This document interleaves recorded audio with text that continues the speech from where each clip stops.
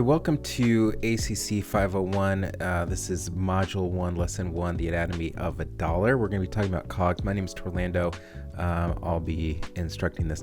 I decided to switch to pure audio, and the reason I'm doing this is because I just recognized that most of the people listening to this, whether they are an independent owner, a project manager, just a painter trying to take things to the next level, even if you run a pretty big outfit with like a ton of guys, I just realized that, hey, during the workday, we are driving around, we are on job sites, we're doing a lot of stuff.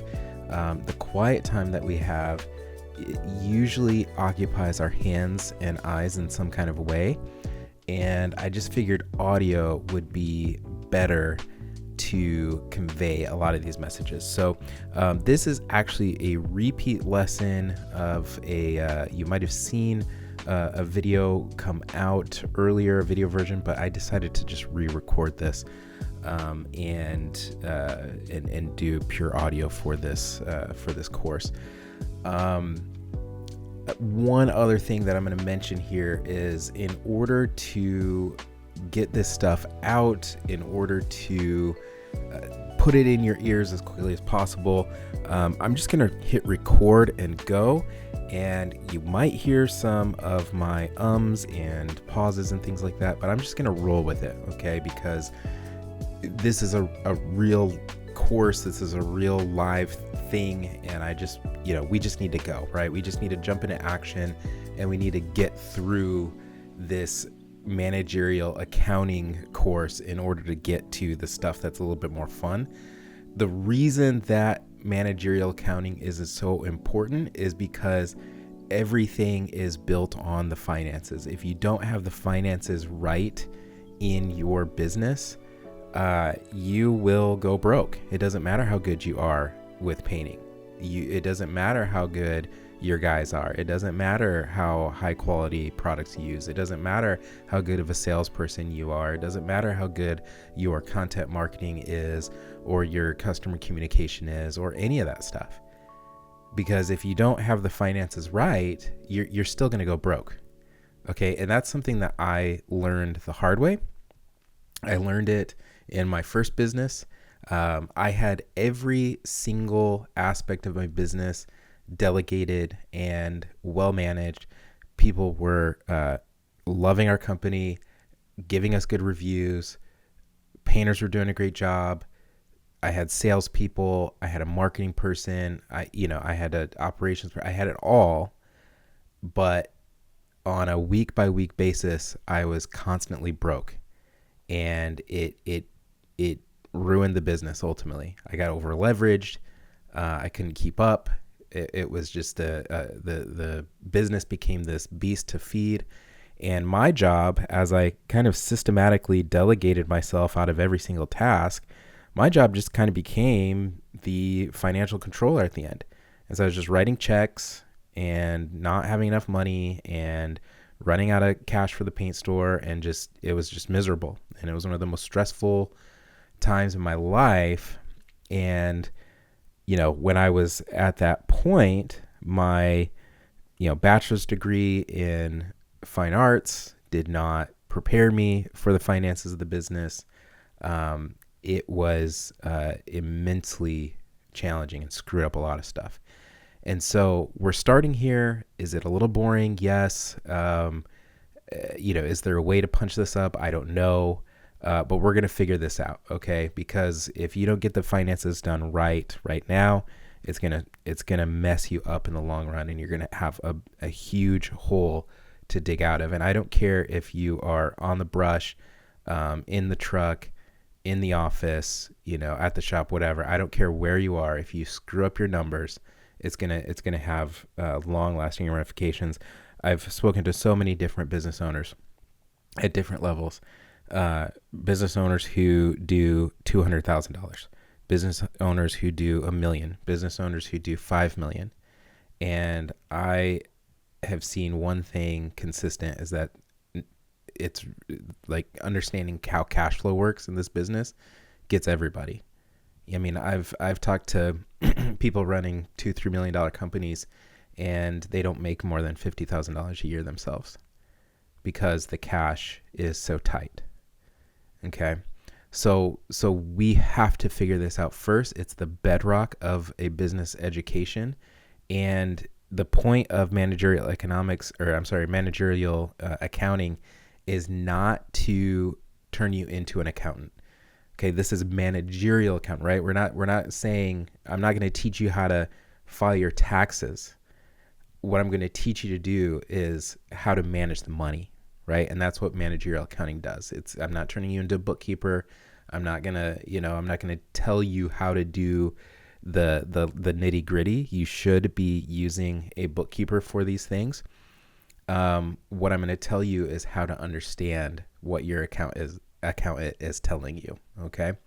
So, that preamble was unscripted, but here's, let's just kind of jump into the meat and potatoes here. Okay. Today we're going to cover cost of goods sold, or COGS. I frequently refer to them as COGS, or sometimes you'll hear me refer to them as direct costs. We'll probably use direct costs as the word of the day here. What I'll tell you is that at my bank, I have a dedicated bank account, checking account, that's labeled COGS. And when money comes into the business, I hold this account sacred. I do not pay any other expense out of this account other than my COGS or my direct costs. Okay. And that has been a serious help in my company. The cash flow is so much better when we have these funds separated. I'm not blowing customer deposits on a marketing gamble, right? I'm not paying the paint store out of money that I should be paying myself, right? So the thing is, I think a lot of painters get into a situation where they're robbing Peter to pay Paul, and it's because they're not separating out their cash, and they're not seeing what they can actually truly spend. And so I always start with a COGS account dedicated for those direct costs, those direct labor costs, so that there's no surprises when it's like, oh, I was supposed to pay my crew, but then that software subscription came out, right? If you get this wrong, you're really kind of flying blind. So the definition of a direct cost is pretty simple. Direct costs are the expenses that exist strictly because you sold a specific job. So what we'll do is we'll apply the zero revenue test. Okay, if the world shuts down tomorrow, your crews are at home, your sprayers are on the shelf, your vans are parked for an entire month, what would your direct cost be for that month? Okay, your whole operation is shut down for the entire month. What are your direct costs for that month? They're zero. They're zero. You have zero direct costs if you're not working, right? If a bill still hits your bank account when your brushes are dry and drop cloths are folded up, it's not a direct cost. Okay, it's overhead. So don't mix these up. Okay, don't mix these up. When you mix these up, it can make your profitability look a little either more cushy or worse than it actually is. So in order to keep our P&L organized, we have to make sure that our direct costs are organized into three distinct buckets. Now let me pause here and give a definition of the P&L. P&L is your profit and loss statement. And what this is, it's just a sheet of paper. A lot of accountants these days will kind of insist that you're on QuickBooks Online. My accountant is on QuickBooks Online. Everything is managed through QuickBooks Online. You have a P&L report in there. And what this does is it outlines how much money came in and how much money goes out and what is the net result. Okay. And I understand that because this is audio now, that this might be a little hard to visualize, but just, do your best here. And I'm going to try to be kind of descriptive of how this works. So on every P&L, the very top line is how much money came in, your revenue or your income. Okay. And so if you went over the course of a year, and let's say that you made, $500,000 in revenue, and the first thing that's going to come out of that are your direct costs. And these direct costs are sorted into 3 distinct buckets. And I want you to kind of visualize 3 paint buckets in your mind. Okay. 3 different paint buckets. And one paint bucket, we're going to put a label on it that says direct materials. Okay. So these are the physical materials that go into the job, and it includes the waste as well. So your paint, your supplies, plastic, roller covers that you use once and toss, any kind of products that you're using in the house that kind of leave at the house, right? Like you purchase it for that job. It is your materials, your sundry items, all of that. Because they are consumed and they can be attached to that specific job site, they are direct costs. Okay. What you will exclude from materials are things like shop rags and drop cloths, because you reuse those.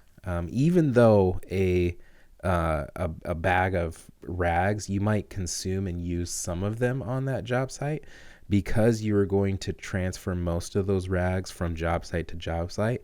Those aren't actually direct costs, right? Drop cloth you're going to continue to use on every single job. The ladders you own, you're going to use on every single job. Okay.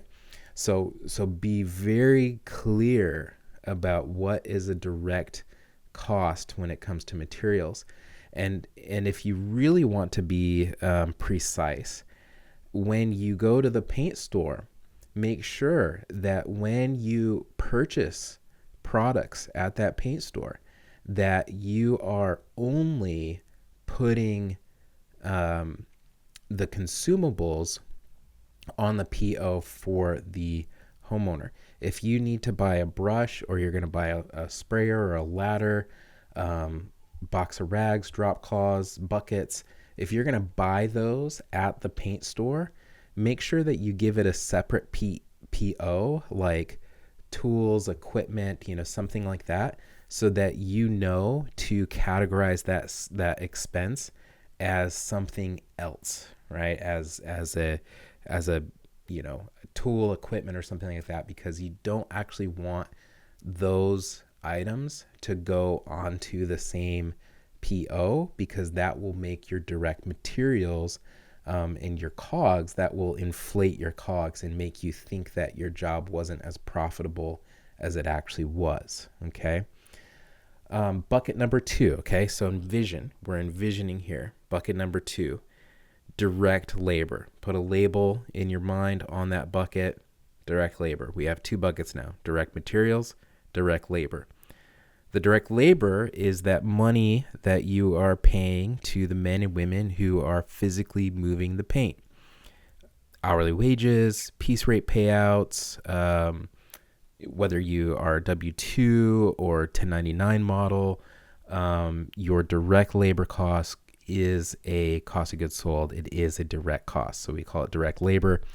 And it's important to remember that there is a labor burden attached to this. Okay. So if you are paying 1099 guys, remember that they have to pay their own taxes. And because of that, you can't pay them the same or less than what you would pay an employee really who doesn't produce equal value, because they have to pay for their own insurances and their own costs. So their wage has a hidden burden. It's not just what they should be making per hour or what they're worth per hour. It's also all of their overhead expenses that they have. If you're running W-2 or at least a hybrid combination of the two, now you've got your labor burden, which would be your taxes, both federal and state unemployment taxes, FUTA, workers' comp, that kind of stuff, right? And so even if you're paying them, $25 an hour, the real cost could be closer to $32 an hour. Just a lot of it depends on how much your workers' comp is for your state. Some states have really high workers' comp and some states have really low workers' comp, but you have to bake that number in there. You have to add it on. Now, what do you do with yourself, right? So this is a little tricky. If you are purely administrative, you do sales or you just kind of project manage, you don't really put paint on the wall, right? Then you have to exclude your pay from the direct labor costs. Okay, you have to exclude it from the labor costs. Now, let's say that you are on the brush and you are in the field and you're doing work, but you're also spending time doing estimates and, cleaning up the, shop and all this. Now you have to actually split your time. You have to document your time and make sure that you are, the hours that you spend on the job site, that you are paid as a painter. You're not all of a sudden the most expensive painter in the world. You pay yourself a hourly wage or a piece rate wage according to the work that you're performing. The reason that you want to do this is because if you have a vision of taking the next step to become a project manager or to only be in sales or to only be administrative, then you need to know what the real costs of the job are. Because if you don't do that, then again, you're either inflating your cost of goods sold, so you're actually, your cost of goods sold are really expensive, or if you're not counting your labor hours on the job, you're thinking that your margins are really healthy when they're not, right? Because as soon as you put in another person, all of a sudden your margins aren't very good. And, I learned that lesson. I wouldn't say the hard way. I was prepared for it. There was a guy who had been a business owner for a long time in painting. And, I was trying to take that step of, being the de facto crew lead, being on the jobs painting, with my crew, and then taking the step to, only focus on project management and estimating. And he told me that you're going to make less money before you make more money. And I was like, okay, I didn't really understand what that meant. But what he was saying was that as soon as you step away from production and away from actually doing the work, your direct costs, your direct labor costs are going to go up because you have to pay somebody to replace you. Therefore, you're not going to earn as much money from the jobs as you used to. And you have to replace that money that you were earning as a painter with more volume, right? And so that is fundamentally true. Like that you are going, if you are on the brush earning money as a painter, if you step away and hire somebody else in your stead, you are going to make less money for the time being. You're going to have to sell more jobs to recoup the loss of income from your labor as a painter. Okay. Bucket 3. Okay, you got our 3 buckets now. We got direct labor, we got direct materials. This third bucket is job-specific equipment and rentals. Okay, equipment and rentals. These are the tools that are really only required for specific tasks. If you need a 60-foot articulating boom lift for a 4-story like Victorian or something like that, if you need to rent some type of a specialized floor grinder or sander or extraction system, something that you don't own but you are going to rent, you're going to go down to Sunbelt Rentals and rent that piece of equipment for that job. That is a direct cost. Okay. What is not a direct cost in terms of equipment would be, for example, if you are financing a van and you have a lease payment. That's not a direct cost. If you have a shop, and you use the shop, let's say you use the shop for, spraying cabinets or something like that. That's not really a job-specific equipment or rental. Those are overhead, right? The sprayer that you have and you own, even if you financed it, it's not a equipment or rental. That's overhead, right? But if you did need to, rent a, I don't know, just like a 28-foot A-frame ladder. I don't know if they come in 28 feet, but let's just say that you needed an A-frame or you needed some scaffolding or something like that. Even if it's small and you're renting it for that specific job, that fits into bucket number 3. That is a job-specific equipment or rental. Okay. So we're going to kind of put this into practice and I want you to kind of mentally audit this scenario. Again, I understand that not seeing everything here is a little bit challenging, but just take a minute to focus in on what I'm saying here and try to follow the math. Okay, I didn't make this math complicated. And what I want you to do is there's a little bit of a call and response here coming up where I'm going to ask you questions and you have to basically say like yes or no, right? So let's say we have this job, the Smith residence. We are wrapping it up. It was a smaller $6,500 exterior job. That's probably a pretty small house. Looks beautiful. Good job. Client's happy. But did you make any money? That's the real question, right? So let's look at what the company spent this week and let's try to sort the direct costs from the overhead.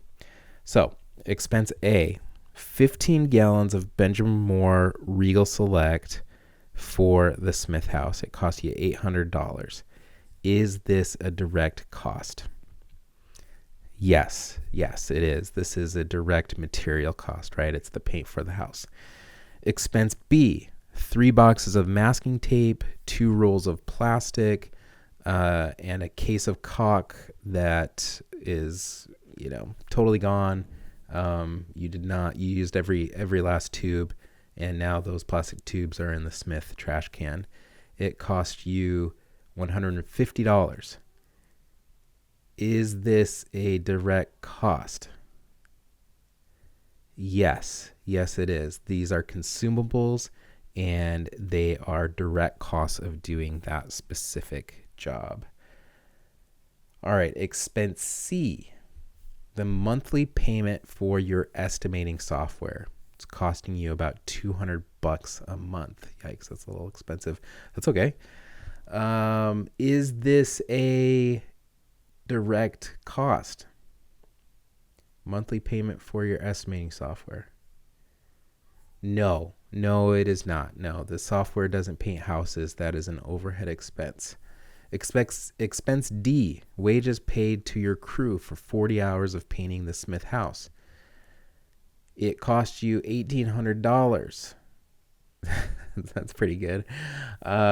Is this a direct cost or no? Yes, it is. Yes, this is direct labor. Labor, obviously, right? The crew painted the house. It is a direct labor cost. Expense E, you get two brand new extension ladders, two new extension ladders because your old ones are toast. They cost you $600. Is this a direct expense? You definitely use them on the Smith job, but is it a direct expense? No. Those ladders are capital expenditures. You're going to use them for the next 100 houses. They belong in overhead. Okay, expense F, gas purchased by you to drive around giving estimates to the Smiths and also to other people. Is this, it costs you $120 to fill up that tank. Is this a direct expense or a direct cost? No, it's not. No, estimating fuel is the cost of running a business, not the cost of painting the Smith house. That goes into overhead. Okay, expense G. We've got a scaffolding tower that we rented for 3 days exclusively to reach the Smith's dormer. Okay, the cost was $250. Is this a direct cost? Yes, it is, right? It's a job-specific rental, so that is, in fact, a direct cost. All right, so let's do the math on the Smith job to see how we did, okay? So our direct costs for the Smith jobs were the paint, the consumables, right, our sundry items, the labor, and the scaffolding. If we total that up, it equals about $3,000. Now, keep in mind that our revenue was $6,500. So if we minus our $3,000 in direct costs, we're left with $3,500 in gross profit, which is a 53.8% gross margin. That's not bad, okay? Here's the bottom line. If you had sloppy accounting and you shove those new ladders and you're estimating gas into the Smith jobs, then your numbers would start lying to you. They would tell you that your margins were only 42%. And if you only had a margin of 42%, you might panic and you would start cutting corners on the next job, or you'd start yelling at the crew for being too slow, right? And so mismanagement of numbers here can be really impactful in terms of how do we manage the crew based off of the information that we have. And I know many of us have been in this. I've been in this situation where I'm looking at those numbers and I'm thinking, this math is not mathing. I don't know how I'm going to make it on this small of a margin, only to find out that it's not necessarily the crew's fault. It's because of my faulty accounting that we have a problem, right? Now, you could be listening to this as a project manager or crew member, and you might be thinking, why do I care about this? Or you might be listening to this and thinking, why should my project managers or crew members care about this? They should care about this because understanding true labor costs isn't just for the business owner. It is essential for anyone running a job site. For a project manager, knowing that the burden labor rate is the difference between hitting budget and quietly bleeding money is a big deal, right?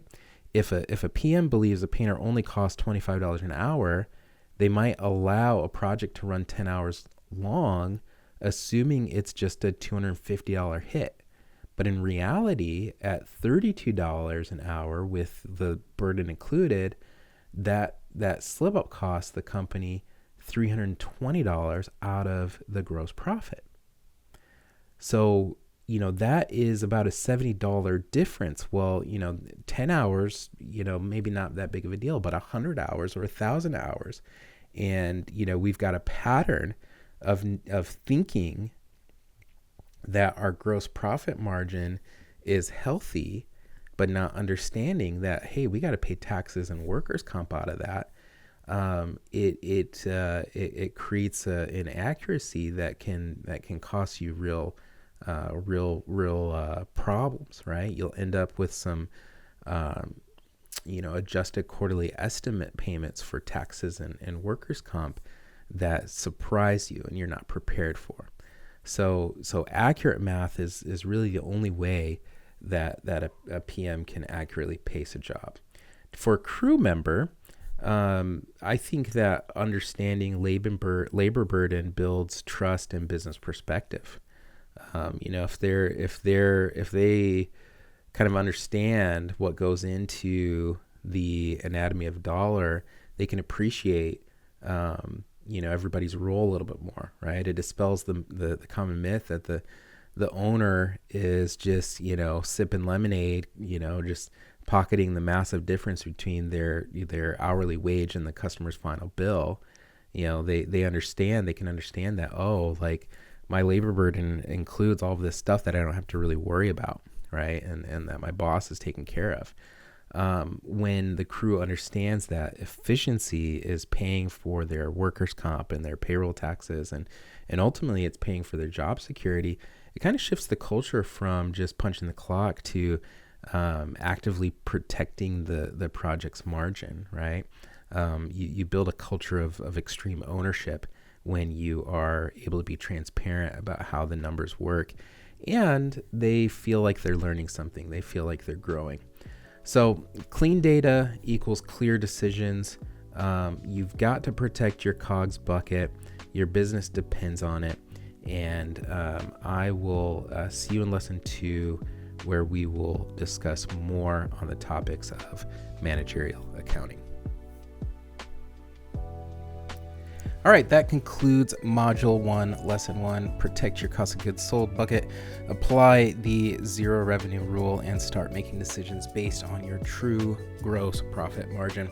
Before you head to the next job site, make sure you hit the subscribe button. This entire managerial accounting course is built specifically for audio, designed so you can treat your truck like a classroom. We are giving this high-level training away for free because elevating the financial literacy of the trades benefits all of us. So subscribe now so you do not miss Module 1, Lesson 2. But knowing your numbers is only half the battle. Executing on them is the other. If doing this level of job costing while also trying to manage crews, close leads, and build a high-end brand feels like a solo mission you are tired of running, you do not have to scale alone. We are actively looking for driven professionals to join the Craftsman Painter Collective. When you acquire a Craftsman Painter brand license, you stop starting from scratch. You get our established brand reputation, our proprietary tools, and most importantly, a dedicated sales team that handles the heavy lifting of closing your leads. You focus on production and profit. We help you scale. Visit craftsmanpainter.com/collective to learn more about the collective and apply for our brand license today. Okay, get out there, know your numbers, and I will see you in the next lesson.